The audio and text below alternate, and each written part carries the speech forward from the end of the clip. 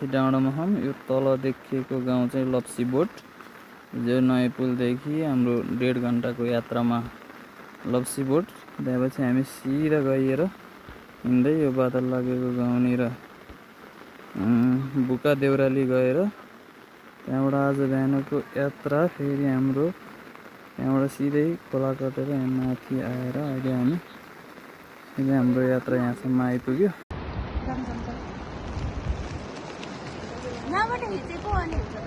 बुका देउराली गाउँ स्पष्ट देख्न सकियो।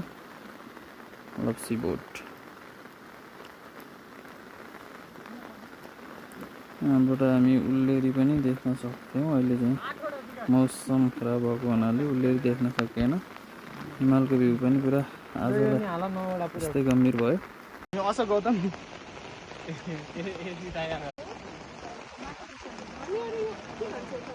लप्सी बोट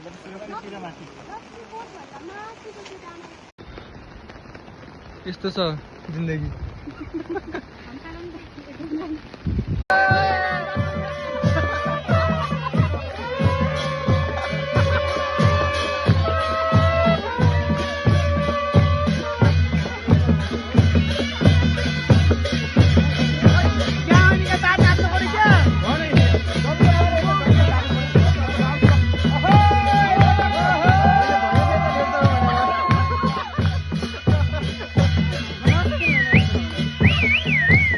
आउँछ के दोस्त, हामी रुटमा आएर मात्रै हो।